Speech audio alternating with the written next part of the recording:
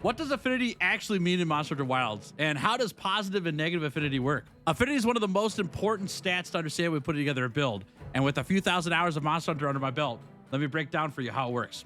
And because this is the Monster Hunter Wilds guide to everything, I'll even cover a few extra details that you might not know about. Let me define affinity first. As you can see right here, there is a stat on your gear called affinity. And on my current build, I have affinity at 42%. Affinity is just another word for critical hit rate. It's a single word for 3 words. It just means what's your percentage chance that you're gonna land a critical hit? That then begs the question, what is a critical hit? A critical hit is a damage number that you do that multiplies your regular damage by 25%.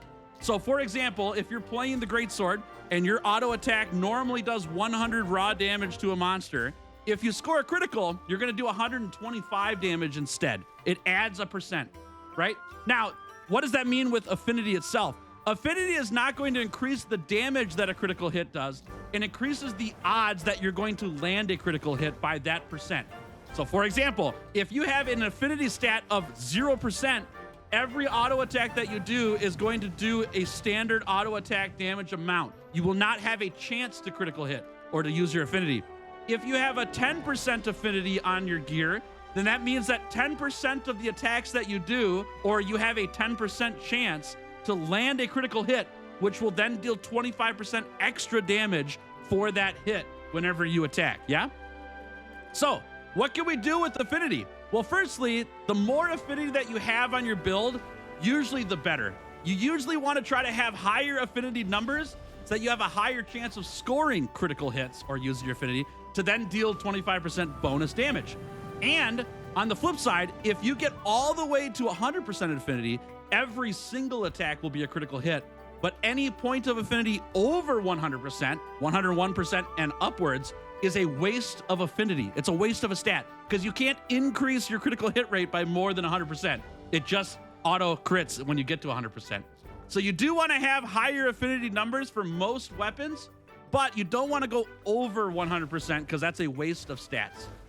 Now, that might bring up the question, well, where can I get affinity? Well, let me show you a few ways. The first is to craft a weapon that has affinity on it. If we look at the Whitefire Wrathguard, you can see here that the affinity base amount on this weapon is 15%, yeah?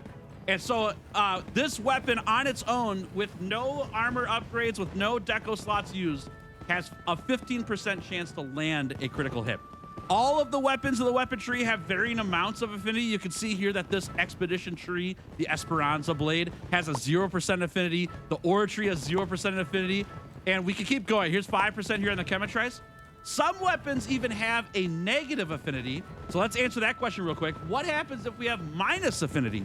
Well, negative affinity means that you have that percent chance of scoring a negative crit, which means that you'll deal 25% less damage on that attack. So negative affinity is really bad. You don't want to have that because it actually lowers your damage every now and then by 25%. You can offset these numbers by adding more affinity to your build. So for example, with this Guardian Stalwart Lamarok, it has negative 10 affinity, but if you add a bunch of skills to your build that add, say, 20% affinity overall, then your overall affinity is 10%, right? Because negative 10 plus 20% is 10%. If your overall affinity is negative 10%, then 10% of the time, you're just gonna deal less damage, 25% less damage, 10% of the time. There are more ways to add affinity to your builds, usually through decorations and armor skills. For example, we have this great skill here called Weakness Exploit. This gets talked about all the time as a big affinity skill, and it's because it gives a lot. If we read here, every level of Weakness Exploit increases the affinity that you get with that skill. At level 5, your attacks that are hitting weak points on a monster have a base addition of 30% affinity. Meaning if your weapon has 10% affinity and then you hit a weak spot with level 5 Weakness Exploit, you're actually going to be hitting with a 40% affinity chance or a 40% chance that you land a critical hit. If you also hit a weak spot and hit a wound, you get 20% extra on top of that, which means that your 10% base affinity weapon plus hitting a weak spot plus hitting a wound is now going to be hitting for a 60% chance of hitting a critical hit. And if you hit it, then that means you get a 25% damage increase So weakness exploit's really good for when you're beating up the weak spot of a monster that also has wounds on it. And you want to make sure that you go after wounds all the time when you have weakness exploit on your build. That also does mean that if you have weakness exploit on your build and you're not attacking weak spots or wounds, you're not getting an affinity increase. It doesn't just add it to your base amount. You have to meet the conditions to get that extra affinity. And that's true for all the other ways to get affinity on your armor. If we look at maximum might, this is another way to get affinity that's pretty good. We see here that we've got flat amounts of affinity based on the level of maximum might, but it says while active.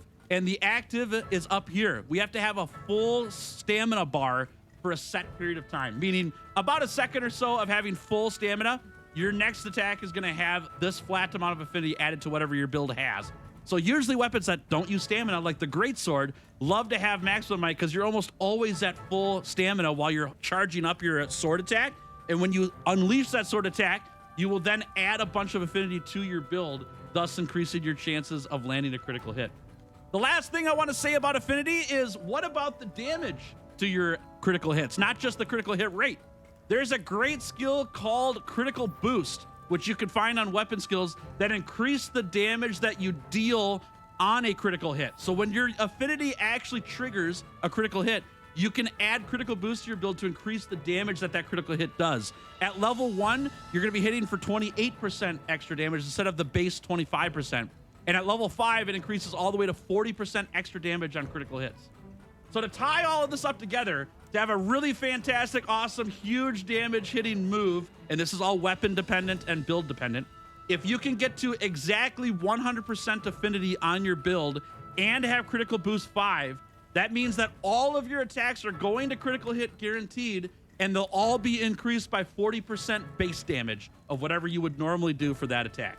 There are complicated builds and all these different guides of how you can get to that 100% affinity mark based on the weapon that you're playing. Sometimes affinity is not even worth chasing on certain weapons, but it's not a bad stat. It just might be that there's other skills that are better than adding base affinity to your build.